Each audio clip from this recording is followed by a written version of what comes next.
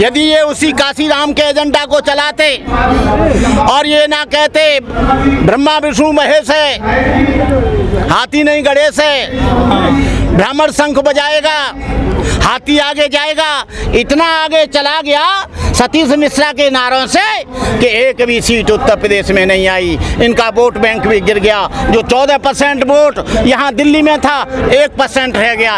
एक भी पार्षद की सीट नहीं है। ऐसा शंख बजा कि इन्हीं का ढंप बज गया। इतना काम किया इन कोऑर्डिनेटरों ने और जिला अध्यक्षों ने और ये तमाम लोगों ने इतना बड़ा काम किया काशीराम जी का कि एक सीट उत्तर प्रदेश में नहीं आई। और सबसे ज़्यादा काम जहां दिल्ली में रहकर काशीराम जी ने काम किया वहाँ पार्षद की एक सीट नहीं आई। क्यों नहीं? क्योंकि बीएसपी में चमचा युग आ गया है और जहां चमचा युग आ जाता है वहां पर विचारों का अंत हो जाता है और व्यक्ति पूजा आ जाती है। काशीराम जी के प्रति इनकी श्रद्धा तो है, लेकिन काशीराम के विचारों के प्रति जो उन्होंने कड़ी मेहनत में सेवा की थी, जो हजारों किलोमीटर कड़कती धूप में, कड़कती सर्दी में, मूसलाधार वर्षा में जो साइकिल चलाकर लोगों को जगाने का काम किया था, आज काशीराम का फॉलोवर एसी में सो रहा है, एसी गाड़ी में चल रहा है, जमीन पर कोई काम नहीं है। केवल काम दिख रहा है तो नारों में दिख रहा है, भाषण में दिख रहा है। आज मुझे बुलाने के लिए 3 बार अनाउंसमेंट किया गया कि भंते करुणाकर मंच पर आ जाओ, लेकिन मैं पहली बार मंच पर नहीं गया।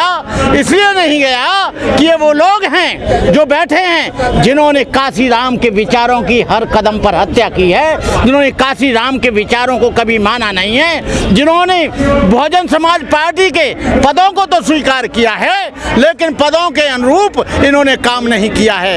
यदि ये पदों के अनुरूप काम करते तो उत्तर प्रदेश में इनकी गवर्नमेंट बनती, उत्तर प्रदेश में इनकी सीटें आती, दिल्ली में पार्षद की सीटें जीतती, लेकिन इनका सुपड़ा साफ दिल्ली में भी हो गया और इनका सुपड़ा साफ उत्तर प्रदेश में भी हो गया। लेकिन वो समाज, हमारे बाबा साहब कहा करते थे, जो समाज अपने धर्म गुरुओं का आदर नहीं कर सकता, अपने सामाजिक कार्यकर्ताओं का आदर नहीं कर सकता, अपने वरिष्ठ लोगों का आदर नहीं कर सकता, उसकी राजनीति ज़्यादा दिन तक नहीं चलती है। आप बीजेपी को देख लीजिए कि बीजेपी के लोग अपने जैसे भी साधु, उनके चाहे बिना पढ़े लिखे हैं, चाहे कैसे भी हैं, लेकिन बीजेपी के लोग अपने भगवा का आदर करते हैं, अपने बुजुर्गों का सम्मान करते हैं, अपने हिंदू घराने के साधुओं का सम्मान करते हैं। लेकिन ये बीएसपी के लोग ये तो चाहते हैं कि भंते करुणाकर बीएसपी का प्रचार करे, लेकिन बीएसपी के ये लोग सम्मान नहीं देना चाहते हैं, किसी भी बौद्ध भिक्षु को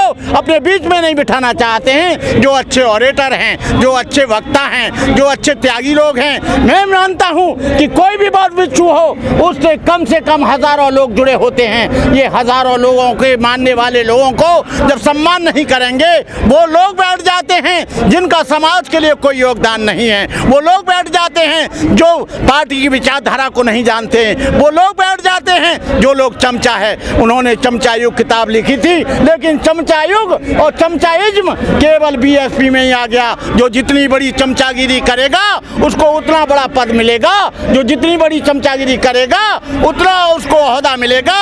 ये लोग कोऑर्डिनेटरों ने और इसके प्रभारियों ने और ये जो लोग हैं, इन्होंने सत्यानाश इस बीएसपी का किया है, किसी और ने नहीं किया। उन गांव के खेड़े पाड़े वाले लोग नहीं किया। जो गांव के लोग हैं, जो झोपड़ी में रहते हैं, वो आज भी बीएसपी में वोट देते हैं। भंते करुणाकर भी बीएसपी में वोट देता है। लेकिन मेरा एक ही कहना है कि बहन जी, यदि आपको 2024 की जंग जीतनी है तो जैसे बीजेपी के लोग वो अपने साधु संतों की मुलाकात कर रहे हैं, अयोध्या में मीटिंग बुला रहे हैं, प्रयागराज में बुला रहे हैं, उज्जैन में बुला रहे हैं, अरे तुम कम से कम ये समाज के साधु संतों की, जो बाबा साहब की विचारधारा को मानते हैं, कबीर की विचारधारा को मानते हैं, ज्योतिराव फुले की विचारधारा को मानते हैं, रैदास की विचारधारा को मानते हैं, एक बार उनका सम्मेलन कर लीजिए। मैं कहता हूँ ये कोऑर्डिनेटर आपको सीट नहीं दिलाएंगे, कोऑर्डिनेटर पार्टी को नहीं जिताएंगे। इस पार्टी को जिताएगा गांव में रहने वाला, खेड़े पाड़े में रहने वाला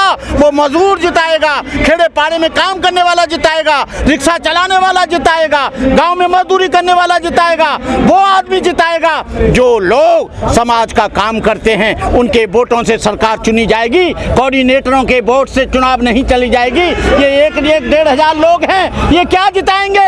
जिताएगा वो आदमी, जिताएंगे धर्मगुरु, जिताएंगे सामाजिक कार्यकर्ता, जिताएंगे समाज के वो वरिष्ठ लोग। लेकिन मैं देखता हूँ, मुझे इन्होंने अभी 2 बार बुलाया, लेकिन मैं इसलिए नहीं गया, कोई मेरी लड़ाई नहीं है। मैं बीएसपी की विचारधारा में पैदा हुआ। मान्यवर काशीराम जी अपनी बायो ऑटोग्राफी में लिखा कि भंते करुणाकर मेरा अंतिम संस्कार करेगा, और मान्यवर काशीराम का अंतिम संस्कार 9 अक्टूबर 2006 को मैंने किया, पूरा का पूरा उनका अस्थि कलश में लेकर लखनऊ में गया। लेकिन मैं 48 साल से साधु हूँ, 48 साल से उनका विचारधारा का काम कर रहा हूँ। काशीराम जी के साथ 25 वर्ष रहा हूँ। लेकिन ये लोग जो कल के लड़के हैं, जो कल परसों के बच्चे हैं, ये लोग आके बैठ जाते हैं, अरे तुम हमको सम्मान नहीं दोगे और हमसे चाहोगे हम बीएसपी का काम करें, तुम हमको महत्व नहीं दोगे, और तुम चाह रहे हो कि हम बीएसपी का, हम न्यूट्रल हो गए हैं, हम राजनीतिक निरपेक्ष हो गए। हमको 2 बार बुलाने के लिए कहा, हम नहीं गए,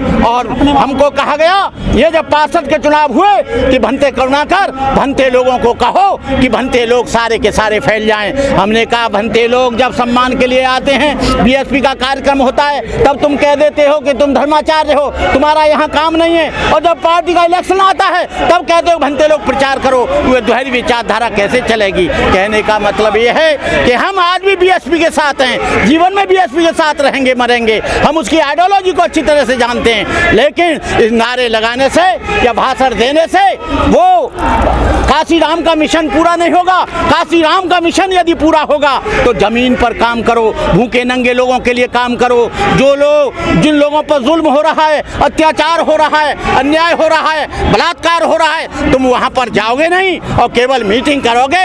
ये जो धरातल में बीएसपी चली गई, इसका मेन कारण जो बीएसपी के कार्यकर्ता हैं, कोई और नहीं है, यही लोग हैं जो जमीन पर काम नहीं करते हैं, एसी में सोते हैं, एसी में चलते हैं। जिस काशीराम ने कड़कती धूप में साइकिल चलाई, कड़ी मेहनत की, भूखा रहा, जमीन पर सोया, रेलवे प्लेटफॉर्म पर सोया, उस आदमी ने इतना काम किया, और ये लोग ये एसी में रहकर, एसी गाड़ी में चलकर उसको श्रद्धांजलि देने आए हैं। इनकी श्रद्धांजलि झूठी, ये झूठे, इनका काम झूठा। सच्चा काम तभी होगा जब काशीराम को जमीन पर उतार कर लाओगे। मायावती ने जो भी काम किया ठीक किया,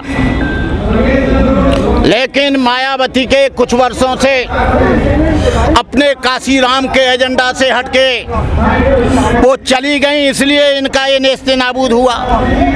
यदि ये उसी काशीराम के एजेंडा को चलाते और ये ना कहते ब्रह्मा विष्णु महेश है, हाथी नहीं गणेश है, ब्राह्मण शंख बजाएगा, हाथी आगे जाएगा, इतना आगे चला गया सतीश मिश्रा के नारों से कि एक भी सीट उत्तर प्रदेश में नहीं आई। इनका वोट बैंक भी गिर गया। जो 14% वोट यहाँ दिल्ली में था, 1% रह गया, एक भी पार्षद की सीट नहीं है। ऐसा शंख बजा कि इन्हीं का ढंप बज गया। धर्म खराब चीज है राजनीति में। जिस धर्म में अंधविश्वास न हो, जिस धर्म में छुआछूत न हो, जिस धर्म में ऊंच नीच न हो, जिस धर्म में पाखंडवाद नहीं हो, उस धर्म को तो मैं मानता हूँ। लेकिन जिस धर्म में कदम कदम पर छुआछूत हो, ऊंच नीच हो, वर्ण व्यवस्था हो, भेदभाव हो, एक को नीचा एक को ऊंचा बनाता हो, ऐसे धर्म को मैं कदापि नहीं मानता हूँ। दलित संरक्षण भी नहीं लगा सकता, मूछ नहीं रख सकता। ऐसा कुछ नहीं है। जंगवीर राम ने कहा था ये लोग जातिवाद बनाते हैं, आप शर्मा लगाओ, वर्मा लगाओ, अग्रवाल बनाओ, बंसल लगाओ, कंसल लगाओ, नाम पर किसी की बपौती जागीरदारी नहीं है। कोई इन्होंने पेटेंट नहीं करा लिया है अपना नाम। हम कोई भी सरनेम लगाएंगे, किसी भी धर्म को मानेंगे, किसी भी संस्था को मानेंगे, ऐसा कुछ नहीं है। लेकिन दिल्ली में तो ये घटना हो गई मरु बिहार में। अरे घटना हो गई तो दोबारा वो डाले, केस डाले उसमें। एक आदमी ने कहा मैं न किसी धर्म को मानूंगा, न जाति को मानूंगा साउथ इंडिया में, और बिना जाति के और बड़ा धर्म के ही वो नागरिक है।